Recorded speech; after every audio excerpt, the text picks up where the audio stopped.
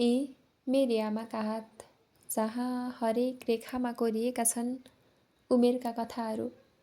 छोरीबाट आमा र आमाबाट हजुरआमा बनिसक्दाका सङ्घर्षहरू।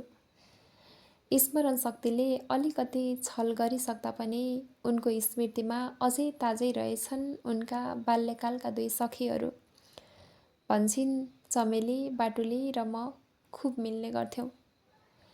बाल्य अवस्थाका चमेली र बाटुलीलाई स्मृतिमा सजाएर एक जुनी कटाइसकेकी मेरी आमा उनै सखीहरूसँग बालापनका रमाइला यादहरू सम्झी खुबै गफ्फिन्थिन् होला यदि अहिले भेट मात्र हुन पाएको भए।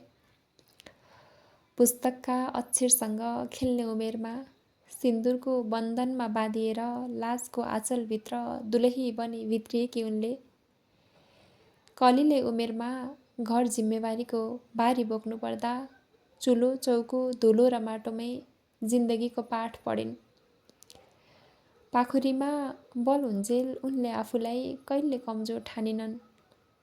हातगोडासँगै कमजोर हुने रहेछ मनोबल पनि अचेल।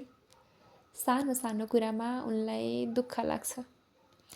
दृष्टि अलि कमजोर भएकोमा पनि उनलाई खुबै पिर छ।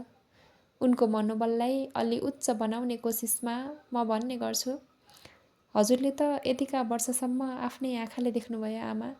हेर्नुहोस् त, नातिनीले त अहिले चस्माको सहारा लिनु परेको छ।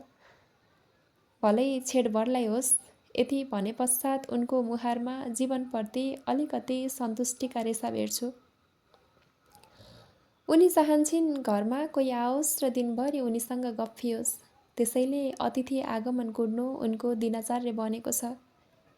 भेटेर छुट्टिएकै दिन अब कहिले आउँछेस् भनेर प्रश्न गर्ने मेरी आमा छुट्नु अघि यी हातहरू बेसरी समाउँछिन्।